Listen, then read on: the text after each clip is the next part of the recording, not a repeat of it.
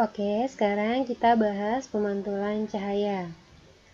Salah satu sifat cahaya adalah dapat dipantulkan ya. Pemantulan cahaya adalah perubahan arah rambat cahaya setelah menumbuk atau mengenai suatu permukaan atau suatu media gitu ya. Jadi misalkan cahayanya itu arahnya ke kanan.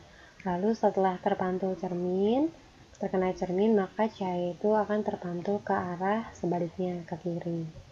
Nah, pemantulan itu ada dua macam, ada pemantulan baur dan ada pemantulan teratur. Pemantulan baur terjadi ketika sinar datang dipantulkan secara acak, secara tidak beraturan. Nah, itu disebut pemantulan baur. Kenapa bisa seperti ini? Karena kondisi permukaan yang tidak rata atau kasar. Kita lihat ya di pemantulan baur, di sini permukaannya tidak rata, makanya pemantulannya pun tidak beraturan.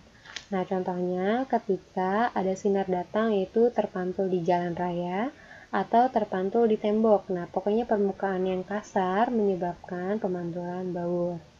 Yang kedua, pemantulan teratur. Terjadi ketika sinar datang dipantulkan secara sempurna atau secara teratur.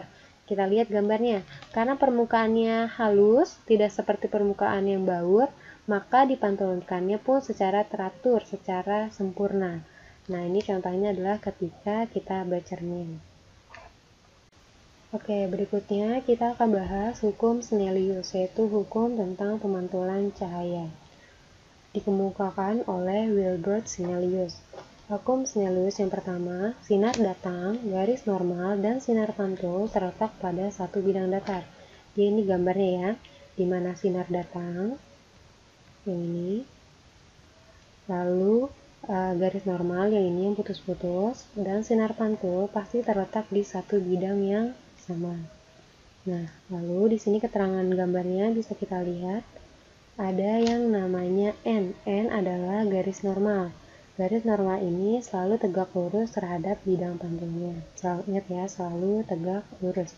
Karena selalu tegak lurus, maka sudut yang dibentuk antara garis normal dengan bidang pantul selalu 90 derajat. Terus diingat ya teman-teman. Jadi sudut yang dibentuk antara garis normal dengan bidang pantul adalah 90 derajat.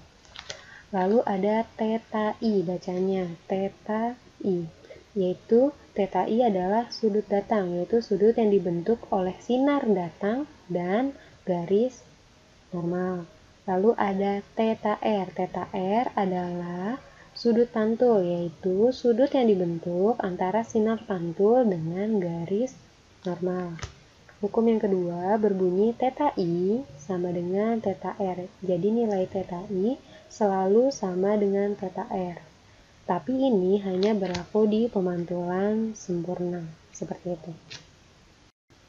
Nah, berikutnya kita bahas jenis-jenis berkas cahaya. Jadi ada 3 macam. Ada divergensi atau menyebar, ada sejajar, ada konvergensi atau mengumpul. Ini gambarnya ya. Kalau divergensi lihat dari satu titik lalu menyebar menjadi banyak. Kalau sejajar dari satu titik tetap menjadi satu dan seterusnya. Kalau konvergensi dari banyak mengumpul menjadi satu titik. Ini adalah contohnya. Kalau divergensi contohnya ada di center. Kalau sejajar contohnya adalah ketika cahaya matahari melewati jendela. Kalau konvergensi contohnya adalah ketika cahaya melewati loop.